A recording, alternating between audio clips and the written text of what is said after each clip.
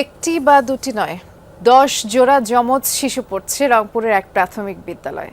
দেখতে অবিকল একরকম এসব ক্ষুদে শিক্ষার্থীদের আনাগোনায় প্রতিদিনই মুখর থাকে বিদ্যালয় প্রাঙ্গণ। আমাদের সহকর্মী সরকার মাজহারুল মান্নানের প্রতিবেদনে থাকছে সেই ব্যতিক্রমী বিদ্যালয়ের বিস্তারিত।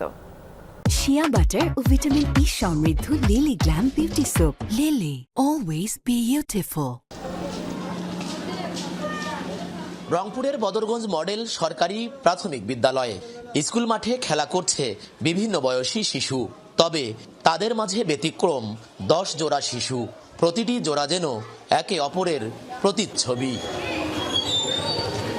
এরা যমজ, দেখতে অবিকল একই রকম। ক্ষুদে শিক্ষার্থীদের আনাগোনায় মুখর শ্রেণীকক্ষ।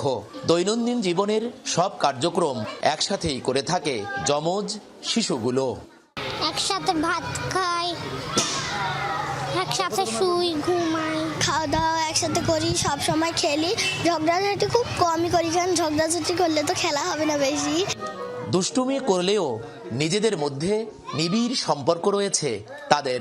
মায়েরা জানালেন, শুধু খাবার বা ঘুমই নয়, কাপড়, খেলনা, জুতাও এক রকমের হওয়ার বায়না থাকে এই শিশুদের। কাপড় চোপড় ওদের কিন্তু এক রকমের পরানো হয়, জুতা থেকে সবকিছুই ওরা একই রকম। স্কুলে আসার সময় বোন রেডি হচ্ছে না, ভাই রেডি করে দিচ্ছে, আবার ভাইয়ের গেঞ্জি খুঁজে পাচ্ছে না, খুঁজে দিচ্ছে। এমনিতেই দুষ্টুমি করে, আবার দেখো একজন না খেলে আরেকজন খায় না, যে আমার বোন খাবে তারপরে আমি খাবো। একই বিদ্যালয়ে 10 জোড়া যমজ শিক্ষার্থী নিয়ে উচ্ছ্বসিত শিক্ষক কর্তৃপক্ষ।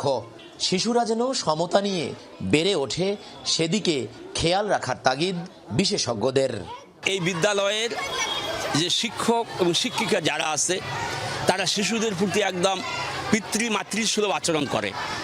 এই আচরণের প্রতি আস্থা রেখে সম্মানীয় অভিভাবকগণ তাদের শিশুদেরকে আমাদের কাছে দিয়েছে। তাদের জন্মের মতোই তারা যেমন একসাথে এসেছে, সেই রকমভাবে যাতে কোনো লিঙ্গ বিভাজন যেন তাদের মধ্যে না গড়ে ওঠে আর কি, তারা যেন একটা সমতা শিক্ষা নিয়ে বেড়ে উঠতে পারে।